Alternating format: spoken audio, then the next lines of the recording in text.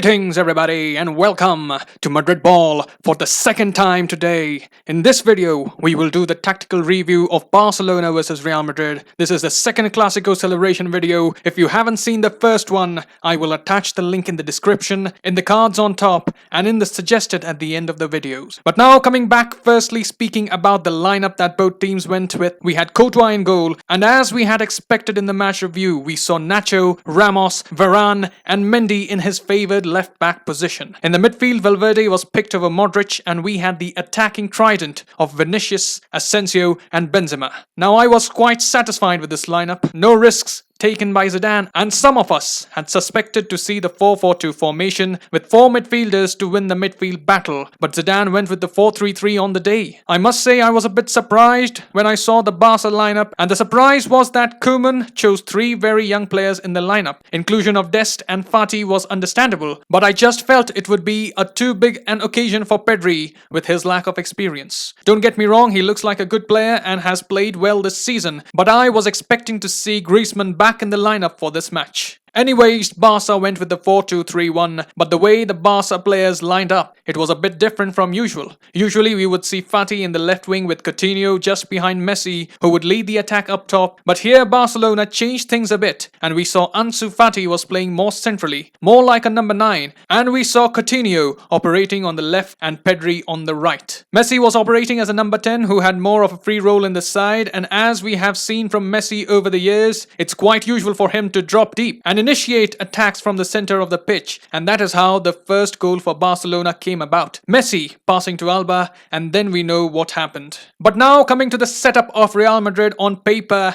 it was 4-3-3, but when we lost the ball we used to change the formation to 4-4-2, and at times becoming a back 5 when we had to sit deep and defend. Here I would like to speak about the role of Asensio in the game. In the attack he was a part of the front three, but if you had seen Asensio throughout the game a bit more keenly, you would have seen he looked like he was specifically instructed to help out Nacho in defense. Have a look at this picture in the 8th minute. Asensio was with Alba as he made the run for Messi's pass, but due to a bit of a lapse of concentration, Alba got away, and you can see Asensio looked quite frustrated as he saw the ball at the back of the net. Moving on from that, Asensio could have provided us a bit more attacking wise, and he was also responsible for getting the handball off Serginho Dest, which led to the Cruz free kick and subsequent penalty. But if you see Asensio here in the 50th minute, Vasquez and Asensio combining to deal with Messi on the left, then have a look at this picture in the 57th minute. He was again in the defensive setup, and again in the 73rd minute Asensio was doing the defensive work, cutting out the cross from Alba. So I think Zidane must have specifically asked Asensio to track back, deal with the threat of Alba and Philippe Coutinho on the left, and that is why maybe we didn't really see him contributing much attacking wise. Vasquez and Asensio together worked to neutralize any danger from the left, and I would like to offer some words of praise for Vasquez. He pulled off a very assured performance after he was subbed in to fill in for the injured Nacho. He really gave a good account of himself. He helped in keeping Messi and Fati quiet, made some key interceptions, and in the end he made a few good runs going forward, creating clear-cut chances for Ramos and Cruz. Good work there for Lucas Vasquez. Now breaking down our first goal tactically. First goal was initiated by Ramos, who received a ball from Cruz as he was being pressured by Pedri. Ramos then passed the ball out to the flank, switching play from the left to the right. When Nacho received the ball, Nacho found Benzema dropping in between the lines as we so often see from Benzema, and with runners on either side, suddenly there was more urgency in the play, with Asensio's run drawing Alba's focus and Busquets struggling to track back through the middle. Piqué pulled himself towards Benzema, leaving his position